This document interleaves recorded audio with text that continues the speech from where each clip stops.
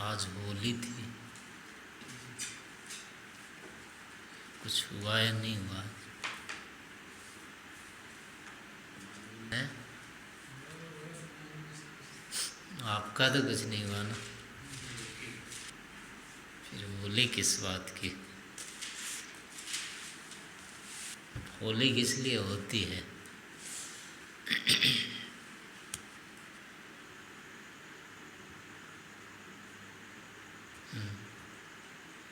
आपको क्या पता है होली के विषय में? क्या हो सकता है? होली क्या होती है?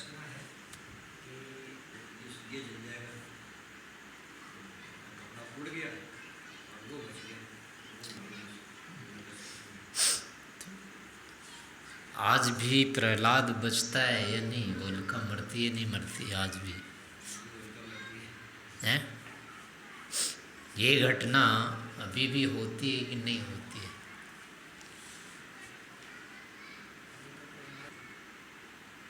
प्रहलाद मर रहा है या अभी भी प्रहलाद बचता है? होलिका मरती है?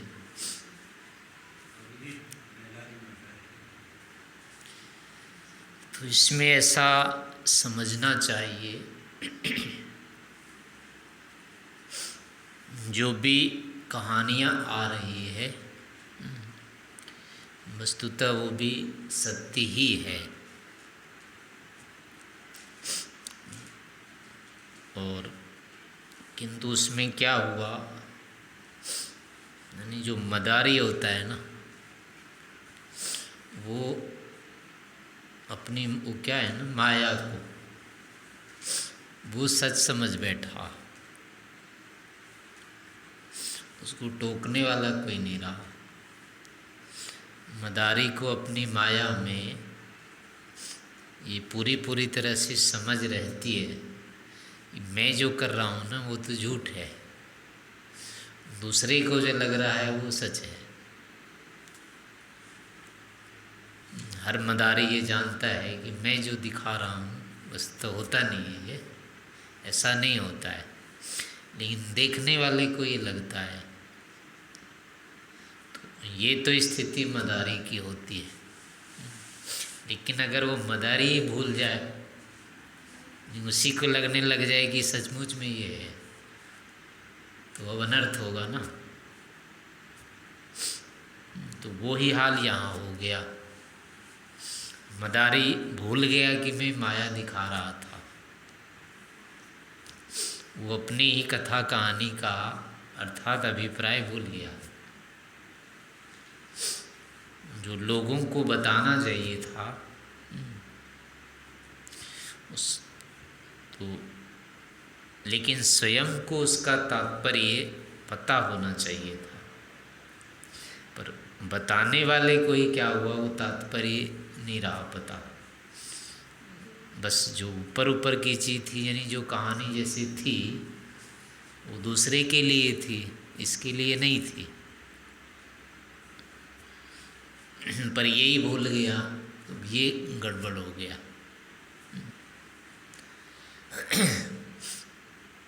कहने का अभिप्राय ये है, ये जो कथा है आलंकारिक है।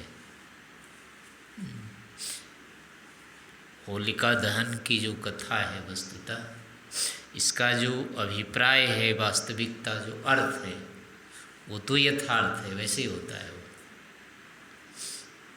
लेकिन ये अलंकार में जैसा कथा है वैसा नहीं होता है। जिस चीज़ को इसमें बताया गया है वो ऐसे ही होती है स्थिति, लेकिन जिन शब्दों में बताया गया है वो शब्दार्थ नहीं है, इसका वो अर्थ नहीं होता है। बस वस्तुतः हमारे यहाँ जितने भी यज्ञ जो होते हैं, ये दर्श और पौर्णमास, दो तरह के यज्ञ होते हैं। इन्हीं दोनों यज्ञों के शेष जो होते हैं केवल विस्तार होते हैं। जितने भी प्रकार के यज्ञ होते हैं, अश्वमेध पर्यंत कहा है ना, अग्निहोत्र से लेकर के अश्वमेध पर्यंत जितने भी यज्ञ होते हैं, सारे के सारे यज्ञ जो होते हैं केवल इन्हीं दो यज्ञों के विस्तार होते हैं, दर्श और पौर्णमास, यानी जो पूर्णिमा का यज्ञ होता है और जो अमावस्या का यज्ञ होता है, ये मूल यज्ञ होते हैं। ये दो, दर्श और पौर्णमास जिसको कहा जाता है, ये मूल यज्ञ है। और शेष जितने भी यज्ञ होते हैं इन्हीं के कुछ कुछ अंश लिए जाते हैं बस। तो अब ये जो आता है होलिका वाला जो उत्सव है, ये पौर्णमास में आता है। पौर्णमास ही है ये महीना जो होता है समय। तो अमावस्या और पूर्णिमा ये जो होते हैं हर समय, ये विशेष दिन होते हैं। इनमें शीत का और उष्ण का और शीत का संधि होती रहती है। अब चाहे वो अमावस्या का महीना होगा तो अब उसमें क्या होगा कि सूर्य का और चंद्रमा का दोनों का संगम हो जाता है उसमें। तो चंद्रमा के साथ जो होता है सोमकर्ण या शीत विशेष करके जो बाहर निकलता है, सूरज के निकट चले जाने से इसके, तो उसका जो प्रकाश आना होता है अपने पास वो अब नहीं आता है। तो उससे प्रक्षिप्त होने वाले जितने भी थे सोम के कण या शीत के कण जो होने चाहिए, मिलने चाहिए थे, वो नहीं मिलते हैं। इस कारण से अमावस्या के दिन जो होता है बहुत एक तरह से क्लिष्ट होता है दिन।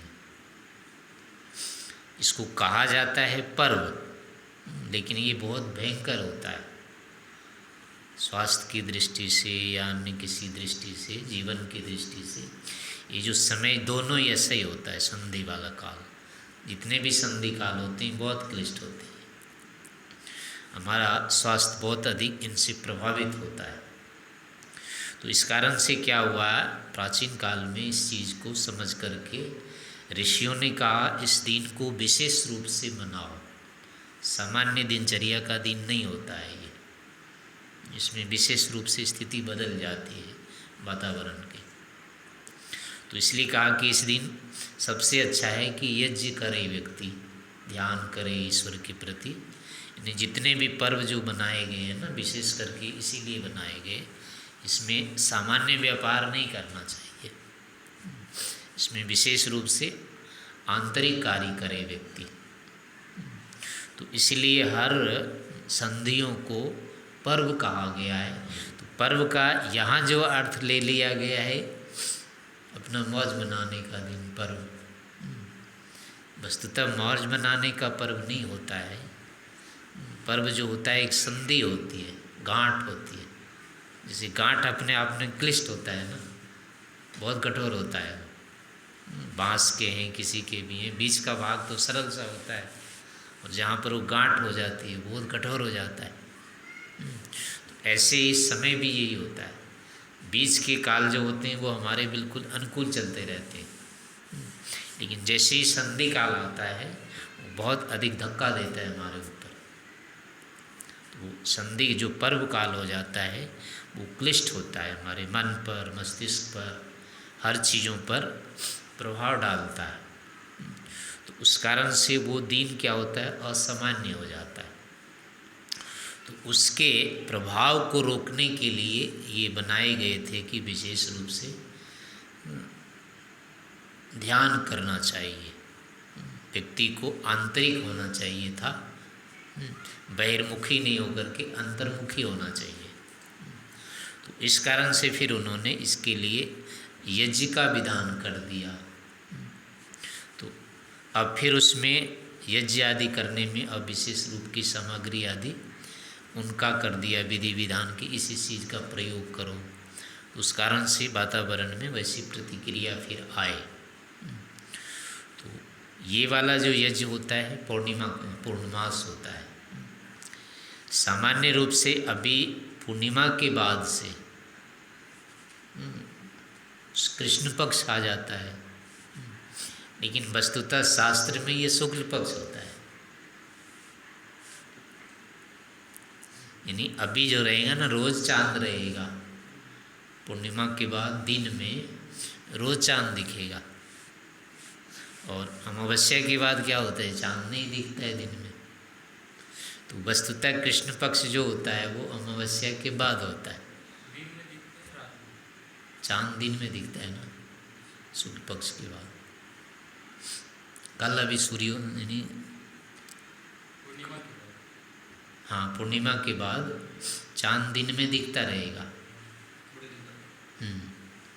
और अमावस्या के बाद रात को दिखता है, वो दिन में नहीं दिखता है। तो इसकी दृष्टि से क्या होता है, वो शुक्ल पक्ष यानी चाँद वाला जो पक्ष होता है, तो प्राकृतिक दृष्टि से तो पूर्णिमा के बाद जो होता है कृष्ण पक्ष नहीं होता है, शुक्ल पक्ष होता है। और अमावस्या के बाद क्या होता है, वो कृष्ण पक्ष होता है। लेकिन गणित के हिसाब से फिर इसको शुक्ल पक्ष और कृष्ण पक्ष कर देते हैं, क्योंकि प्रत्यक्ष में नहीं दिखता वो। प्रत्यक्ष में चाँद नहीं दिखाई देता है, दिन में होता है वो, पर दिखता नहीं है। और सायंकाल जो होता है कृष्ण पक्ष के बाद रात को दिखने लगता है थोड़े थोड़े करके, तो उसकी दृष्टि से इन्हें प्रत्यक्ष रूप में वो शुक्ल हो जाता है, गौण रूप में यानी परोक्ष रूप में कृष्ण रहता है। तो प्राकृतिक स्थिति कुछ होती है, लेकिन दृष्टि के कारण से इस तरह का नामकरण कर दिया जाता है इसको। तो जो शुक्ल पक्ष होता है वो कृष्ण पक्ष होता है वस्तुतः, जो कृष्ण पक्ष होता है वो शुक्ल पक्ष होता है।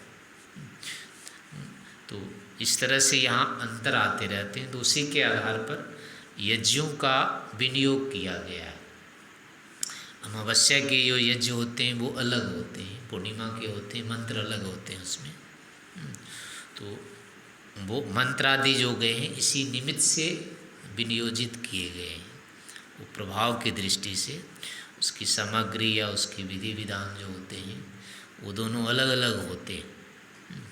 तो ये तो सामान्य यज्ञ दोनों होते हैं, पूर्णिमा के और अमावस्या के। अब इसी के साथ दूसरे भी जुड़ते रहते हैं, जो कोई तिथि विशेष हुआ, दिन विशेष हुआ, या ऋतुओं के अनुसार कोई विशेष स्थितियाँ आएगी, वो इन पर्वों के साथ जुड़ जाते हैं। और तो ऐसा ही ये जो पर्व होता है, ये दो पर्व जुड़ते हैं इसमें, जो पूरी तरह से आर्तव होते हैं, ऋतु अनुसार होते हैं। एक शरद का होता है और एक ये शिशिर का होता है, अंत होगा, अभी बसंत आएगा। तो इन दोनों समयों में क्या होता है, यानी सस्य विशेष उत्पन्न होते हैं। फसल जो होते हैं ये विशेष रूप से उत्पन्न होते हैं। अभी क्या है, दलहन के फसल होंगे, मसूर है या दाल जो भी है, चना है, ये सारे गेहूँ आदि, ये सारे अभी उत्पन्न होते हैं। और दूसरा उस समय धान होता है विशेष रूप से। तो धान वाले में तो क्या होता है, बहुत अधिक पानी का होता है वो सारा मौसम। तो पानी के कारण जो सब यानी एक प्रकार से बाष्प भरा रहता है उस समय आकाश में।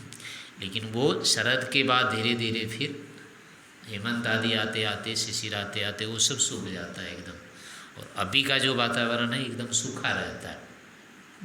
तो ये वाला जो वातावरण होता है वो स्वास्थ्य की दृष्टि से बहुत अनुकूल होता है, ज़्यादा अच्छा रहता है। और वो कठोर होता है, क्लिष्ट होता है थोड़ा सा, यद्यपि बल उसके कारण से बढ़ता है, इसमें उतना बल नहीं बढ़ता है, लेकिन स्वस्थता यानी रोग इसमें कम होता है। अभी वाले समय में होगा रोग कम होंगे, उस वाले में रोग अधिक होते हैं। पानी का जो रहता है ना वो दबाव, उस कारण से रोग यानी कफ बढ़ता रहता है उसमें, इसमें कफ नहीं बढ़ता है। यद्यपि कफ का प्रकोप होता है, अभी संचित होता है ये। तो ऐसे करके इन्हीं वातावरण में अंतर होता जाता है। तो अभी जो मुख्य रूप से जो ये सस्य होते हैं यानी जो फसल होते हैं, उसके निमित्त से इसका नामकरण हुआ है। इसको नव सस्यष्टि कहते हैं और वो नव शारदीय सस्यष्टि कहलाता है, जो आश्विन महीने में होता है पूर्णिमा में। और ये अभी फाल्गुन पूर्णिमा में जो होगा ये नव सस्यष्टि होता है। तो इसके जो अभी फसल हैं, अब उनकी ये विशेषता होती है कि इनको जो खाया जाता है, इनको भून करके खाते हैं, यानी इनके सबके ऊपर ऊपर चमड़ी होती है वो, जो कि जल जाती है भूनने से, और अंदर का दाना फिर रह जाता है खाने योग्य। धान ऐसा नहीं होता है, उसको जला करके करेंगे तो वो जल जाए, वो उसका दाना नहीं बचेगा। उसको आग में भुनेंगे तो उसका चावल जो होता है बाहर नहीं आ सकता है, उसको तो कच्चा कूटा जाता है, या उबाल करके भले कूटते हैं, लेकिन कच्ची कूट करके उसको निकालते हैं। इसको कच्ची कूट के नहीं निकालते हैं, इसको जला करके इसका निकल आता है जो चावल, जैसे चना है, चाहे मसूर है, चाहे गेहूँ है, मुख्य रूप से सभी ऐसे ही होते हैं। तो इनमें जो होता है कि इनके जो फसल वहीं होते हैं, पेड़ में लगे रहते, पौधे में हरे थोड़े होते हैं, तो उन्हीं को लेकर के जब आग में जलाते हैं, भूनते हैं मतलब, तो भूनने का जो होता है उसको होलक कहा जाता है। होलक जो भुना जाता है ये फसल, उसका नाम होता है होलक। तो उससे वो जो निकलने वाला होता है फिर वो, यानी ऊपर की चमड़ी जलेगी पहले और नीचे वो दाना निकलेगा, और वो निकलता है, वो खाने में बहुत अच्छा लगता है फिर। यानी कि जो हरा जो थोड़ा थोड़ा होता है इनका, चना जैसे हुआ, यानी चना जो निकल गया दाना, उसको पका करके भून करके खाओ तो वो उतना अच्छा नहीं लगेगा मीठा, जितना कि वो कच्चे वाले को भून करके अब उसको खाओ। होरहा भी बोलते हैं उसको, होरहा वो थोड़ा विभ्रंश हो गया, वो होला ही था, होला का ही होरहा हो गया है। हाँ हाँ, तो होरा बुनते हैं उसको, तो उसको होरा बोलते हैं, ये अपभ्रंश हो गया, उसका संस्कृत नाम होला है। तो वो जलाने के बाद, यानी उसे भूनने के बाद वो जो दाना निकलता है वो बहुत यानी मीठा होता है और गुणकारी भी बहुत होता है। तो वो एक प्रकार से आनंद देने वाला होता है। तो ये जो कहते हैं प्रहलाद, आह्लाद माने आनंद होता है, और प्रहलाद प्रकर्षेण आनंद, प्रहलाद यानी होले को खाने से विशेष आनंद आता है। अभी तो यहाँ हम रह रहे हैं, यहाँ तो कुछ हुआ ही नहीं ऐसा, न गेहूँ होता है न चना होता है, कुछ भी नहीं होता है।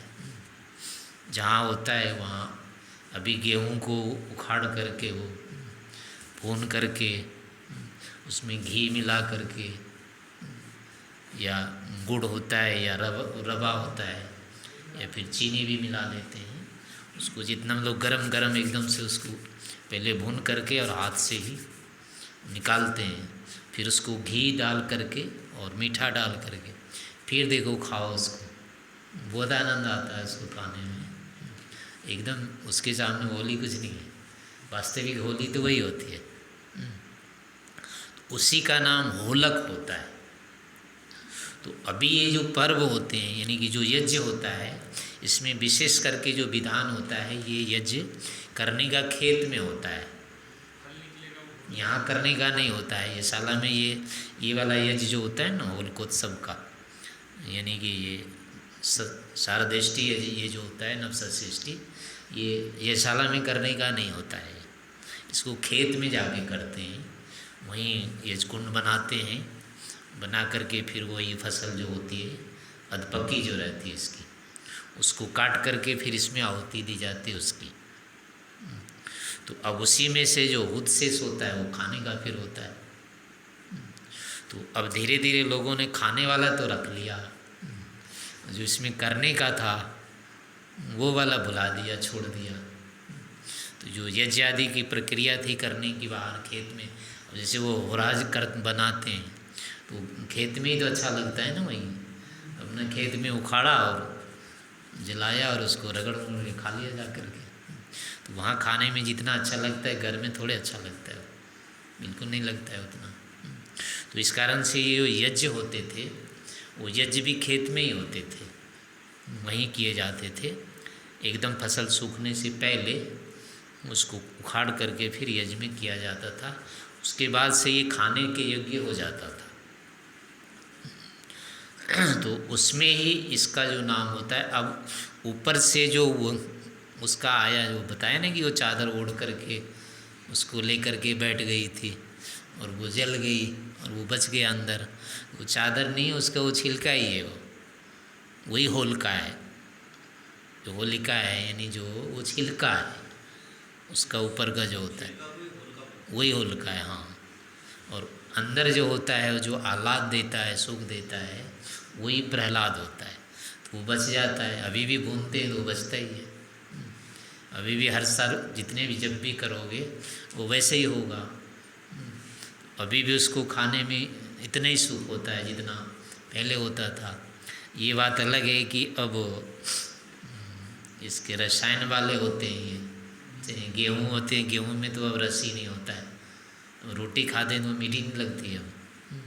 पहले इसमें गेहूँ में ये तो डालते नहीं थे रसायन वाला, गोबर का खाद होता था वो। और उससे भी पहले होता था गेहूँ में पानी नहीं देना होता है।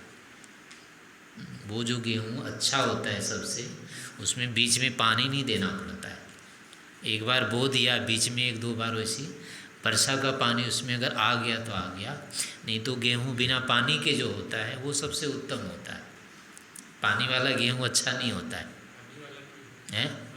अभी वाला गेहूँ अच्छा नहीं इसीलिए नहीं है, अभी तो पानी से उपजता है ये। नहीं, वो पानी वाला अच्छा नहीं होता है। बिना पानी का जो गेहूँ होता है ना, वो सबसे अच्छा होता है।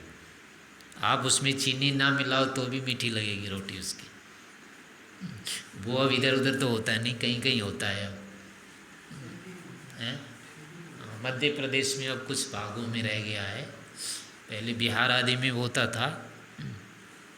उसमें तो क्या होता है ना, जब वो जोत यानी कार्तिक महीने में खेत में वो जोत जाता है किसान, जोत करके और बो के आ जाते हैं, बस काटने के लिए जाते हैं उसको, बीच में देखना नहीं होता है ना।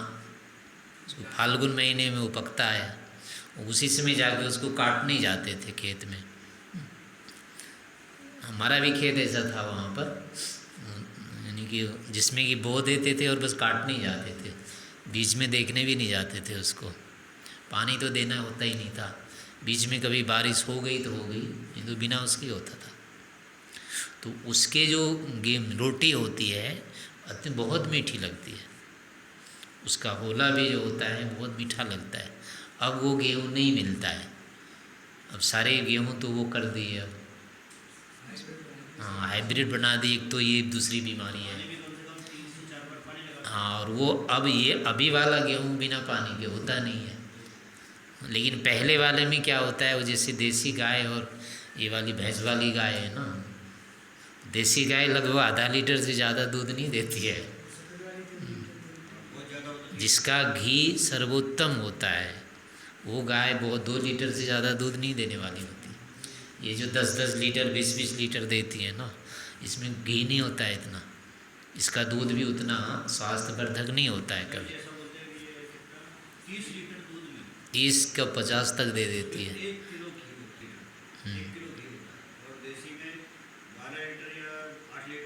1 किलो निकल जाता है, 10 लीटर में निकल जाता है उसका। तो उसका जो दूध होता है बहुत ही उत्तम होता है उस गाय का।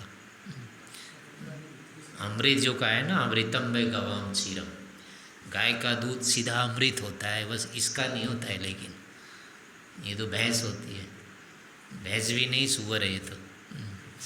इसके दूध में वो चीज़ गुणवत्ता नहीं होती है जो उसकी होती है।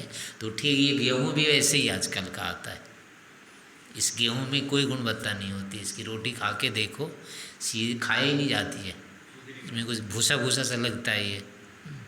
तो ये गेहूँ का मतलब वो नहीं होता है, उपजाने का ढंग नहीं है। लेकिन अब दरिद्री आ गई, करें क्या, अब भूखा आदमी मरेगा उस गेहूँ से। वो फसल ही चौथाई होती है, इतनी होती नहीं है वो, होती भी कम है वो, लेकिन गुणवत्ता उसकी बहुत होती है। वो वाले गेहूँ होते हैं इसमें, तो उसको जब भून के खाते हैं ये, तो वो बहुत ही मतलब मीठा लगता है। और यज्ञ में वही डालने का होता है। तो उसमें ये प्रक्रिया रहती है, उसको पहले आग में भूनना ही है, भूनने के बाद उसका छिलका जलेगा, जलने के बाद अपने आप है वो बाहर निकल आएगा। तो यही चने के साथ भी होता है, यही और भी फसल मटर के साथ भी यही होता है। मटर को अब पक्के जो पक गया सूख गया, उस मटर को भले ही पानी में भिगो के अभी भी खाते रहते हैं, लेकिन वो सीधे जो अध पका हुआ है उसको पका करके खाओ, देखो कितना अंतर होता है, कई गुना अंतर होता है दोनों के उसमें। हरे तो ये भी दिखते हैं और गीले दिखते हैं ये भी, लेकिन वो जो छील करके सीधे निकाल के खाओ, दोनों में कितना अंतर होता है। तो वो भी ये पका करके और खाते हैं उसको भी, मटर को, तो बहुत अधिक मीठा लगता है। आजकल वाले तो मोटे वही हाल है उसका भी। जैसे गाजर होती है, ये पूरे लक्कड़ होती है, कुछ भी नहीं होता है इसमें। पहले की गाजर जो होती थी बहुत मीठी लगती थी एकदम से, अब तो कहीं नहीं होता है, ऊपर ऊपर पूरा ही लक्कड़ ही होता है वो। मक्के भी ऐसे ही होते हैं। अभी जो मक्का होता है वो सब पानी वाला होता है, और वो मक्का जो होता है उसमें पानी नहीं देना होता है। हाँ, वो वैसे ही हो जाता है, एक आध बार दो बार पानी अगर बारिश का पड़ गया तो पड़ गया, नहीं तो बिना पानी की होता है वो भी। छोटे छोटे दाने होते हैं उसके। हैं 3 महीने के? हाँ, 2-3 महीने में हो जाते हैं करीब वो तो बहुत मीठे लगते हैं, ये कुछ नहीं लगता है, पूरा भूस गोबर का लगता है तो। हाँ, सीधे सीधे खा लो अपना उसको। वही है ना, अगर अभी इस प्रक्रिया से नहीं उपजाते हैं तो आधे लोग भूखे मर जाएंगे। अब ये व्यवस्था है इतनी कि कम अगर उपजाएं, उसी विधि से उपजाएं, वो क्या होगा कि इतने लोग हैं भूखे मरेंगे। और नहीं उपजाते हैं तो ये स्थिति है, लेकिन उपजा रहे हैं तो कुछ सत्य तो नहीं है। ऐसे फालतू लोग अधिकतम हैं, आधे लोग तो फालतू ही हैं। तो परिणाम भी उसका वही आ रहा है, कोई विशेष परिणाम भी नहीं है। तो लेकिन यही था कि इसमें जो प्रक्रिया होती है मुख्य, अभी वाले जो फसल होते हैं वो भून करके खाने वाले मुख्य रूप से होते हैं।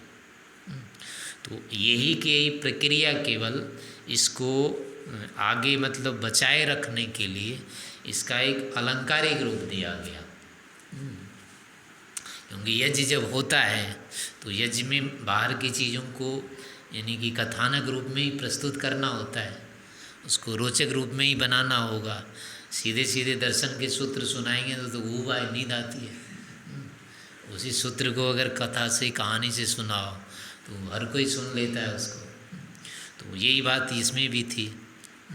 ये बात वैसे तो सामान्य थी, कुछ भी नहीं था इसमें, लेकिन फिर इसको शास्त्रीय रूप देने के लिए या यज्ञीय रूप देने के लिए तो इसको इस रूप में अलंकारिक रूप में प्रस्तुत किया गया। लेकिन बाद में क्या हुआ, व्यवहार और यज्ञ जो थे इन दोनों का कोई मेल नहीं रहा। जो इसकी व्याख्या करने वाले थे, जो यज्ञ कराने वाले थे, वो इनके साथ नहीं रहा। खेत में वो कभी जाते ही नहीं, और जो खेत में उपजाने वाले थे वो यज्ञ वालों के पास नहीं आने लगे। अब दोनों का रास्ता अपना अपना बदल गया। तो इस कारण से क्या हो गया कि ये कहानियाँ जो थी तो केवल पढ़ने वालों के लिए पास रह गई, और जो करने वाले थे उनका इससे संबंध नहीं रहा। तो इस कथा का क्या हुआ, आपस में जो सामंजस्य होना चाहिए था वो हट गया। कथा करने वाले को खेती से नहीं मतलब रहा, वो इनको वातावरण से नहीं मतलब रहा। जो यज्ञ कराने वाले होते थे वो वातावरण को पहचानते थे, जानते थे, तो उसके अनुसार से उसमें सारे काम किए जाते थे। अलग अलग जो भी औषधि डालनी होती है, केवल स्वाहा करने से थोड़े यज्ञ होता है, उसमें विशेष आहुति दी जाती है, विशेष पदार्थ होते हैं, विशेष क्रिया अनुष्ठान किया जाता है सारे, यानी उन स्थितियों को देख करके वो करना होता है इसको। तो इसको जानने वाले जो यज्ञ कराने वाले होते थे वो इन सारी प्रक्रियाओं को जानते थे, वो व्यवहारिक रूप में जानते थे, और फिर ऐसा वो अनुष्ठान करवाते थे उससे। और फिर उसको, चूँकि प्रकृति में ये चीज़ें सब घट रही है, ऐसा कुछ नहीं है कि जो नहीं घट रही है, तो जो प्रकृति में घट रही है उसी बात को शास्त्र से कहना था, और उसी की सुरक्षा करनी थी, और उन सब के पीछे चूँकि ईश्वर हैं तो उस ईश्वर तक ले जाना था लोगों को। इस माध्यम से, क्रियाकलाप के माध्यम से, यज्ञादि के माध्यम से उसको उस रूप में अभिमुख रखना था। लेकिन ये दोनों व्यवहारिक चीज़ नहीं होने से जो शास्त्र पढ़ने वाले रह गए उनका व्यवहार से मतलब नहीं रहा, पदार्थ से नहीं रहा, और जो खेती करने वाले थे उनका शास्त्र से संबंध कट गया। तो फिर क्या हुआ, आपस में सामंजस्य हट गया। तो जो कथा कहानियाँ जहाँ थी वो वहीं रह गई, फिर वो कहने वाले को उसका अर्थ नहीं पता रहा। तो ऐसे ही जो कहानियाँ थी इनका अर्थ गया, और ऐसे ही यज्ञों में जो विधि विधान है उसके कि जिन जिन मंत्रों का विनियोग होता है, जो जो क्रिया अनुष्ठान करने होते हैं वो भी किसी किसी विशेष, यानी कि जो लोक में होते हैं या सृष्टि में होती है वो प्रक्रिया है, उनका संकेतक होता है, उनमें उनका संकेत किया जाता है। तो ये अनुष्ठान कराते समय वो बताने का होता है, पर वो कराने वाला जो भी अब यज्ञ करता है उसको ही नहीं पता उस चीज़ का, वो बताए किस चीज़ को। तो इस कारण से क्या हुआ, वो यज्ञ भी अब एक प्रकार से वो क्या कहेंगे उसको, कर्म कांड पाखंड हो गया। अब उसका चूँकि प्रतीक जो होना चाहिए था वो तो रहा ही नहीं, बताने वाला ही नहीं रहा, संकेत ही नहीं उसका समझ में आ रहा है। तो इस कारण से वो क्रिया रह गई केवल, और अंत में फिर वो पाखंड बन गया, क्योंकि इसका अर्थ बता नहीं पाया ये व्यक्ति। पूछने वाले पूछ रहे हैं, ये बता नहीं सकते, अब उसको करने में भी भारी लगता है। तो जिनकी चूँकि आंतरिक श्रद्धा होती है वो तो करा लेते हैं, लेकिन जिसके पास श्रद्धा ही नहीं है वो अब उस पर नहीं वो बल लगा सकता, और उसको अब बताया नहीं जाएगा तो वो नहीं करेगा। तो इस कारण से क्या हुआ, समाज में फिर विघटन की प्रक्रिया हो गई है। तो जहाँ कहानियाँ थी वो कहानियाँ ही रह गई है। अब इसका दुष्परिणाम ये हुआ फिर कालांतर में जा कर के होली का ये बहुत विभत्स रूप आ गया। अब उसी यज्ञ में जो था, यज्ञ करने के बाद फिर जो होता था, इसी समय क्या होता है ना, वो कुसुम्ब होता है एक पौधा, उससे रंग बनता है। ये जो रंग आदि बनते हैं ना, नहीं फूल होता है वो एक तरह का, वो इसी रंग का होता है, मतलब वो उसको रंग में कुसुम्बी रंग कहते हैं। वो पौधा भी अभी पकता है, यानी उसमें वो रंग जो होता है वो अभी भी बनता है। वो बारिश नहीं होता, इसी से में होता है, इतना बड़ा बड़ा होता है पौधा, उसमें ऐसे फूल आते हैं, ऊपर ऊपर आते हैं।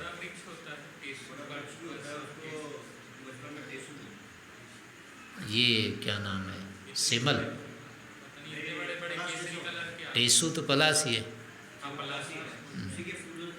हाँ, उससे गुलाल बनाते हैं, हाँ उससे तो बनता है, गुलाल बनता है। लेकिन ये जो रंग आदि करते हैं कपड़े, जैसे कुसुम्बी होते हैं, सन्यासियों के रंग जो होते हैं वो उसी से बनता है, वो अभी होता है।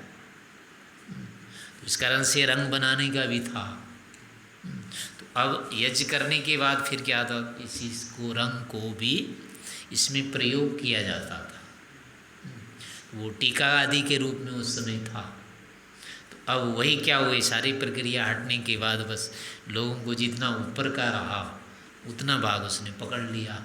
अब वो रंग में डुबोना ही शुरू कर दिया उन्होंने, बस वो थोड़ा सा रंग लगाना था उस चीज़ को, सिर पे टीका आदि लगाना होता है, उतने करने का।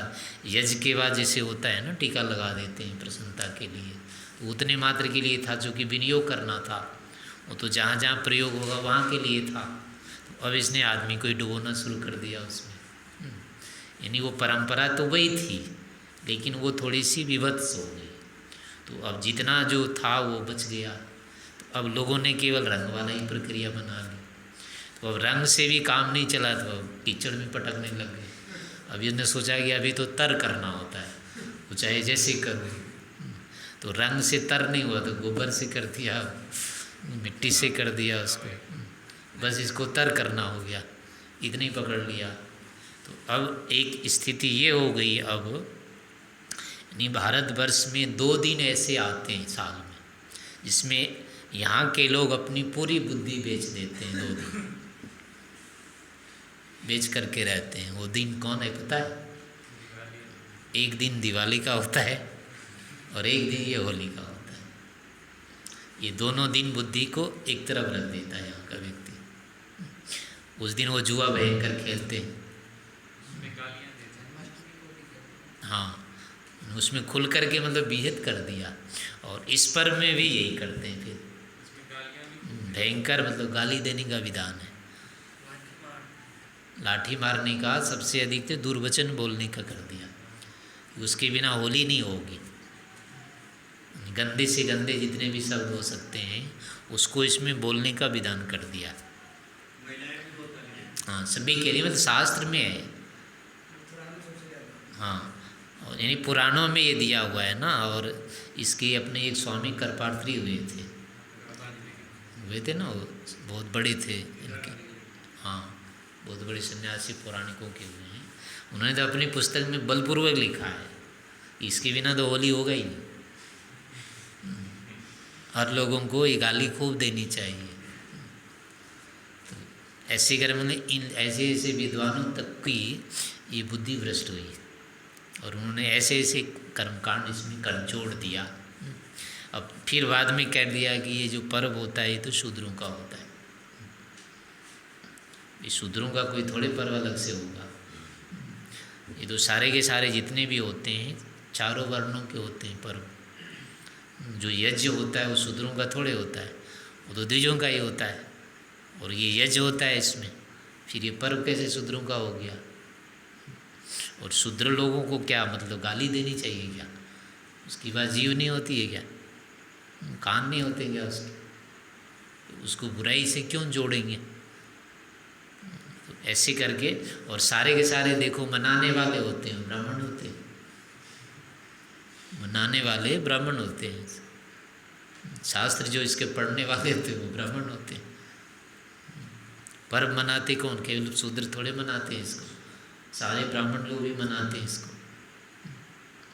तो ऐसे ही पुराणों के लिए है कि पुराणों का जो कहा गया है या महाभारत जो कहा गया है ना, ये कहा है शूद्रों को सुनने के लिए। जितने भी पुराण बने हैं वो शूद्रों के लिए बने हैं। और अब पढ़ता कौन है उसको? शूद्रों को तो बेचारों को समझ में नहीं आता है, वो क्या उसके लिए अब शास्त्र करेंगे? सारे शास्त्र ब्राह्मण लोग पढ़ते हैं, और जबकि उसमें लिखा है शूद्रों के लिए। पुराणों में लिखा है। ये पुराण की जितनी भी कथाएं हैं ये शूद्रों के लिए है। ये भागवत है शूद्र के लिए है। हाँ, ये सब शूद्र के लिए है, उसमें ही आता है। पढ़ते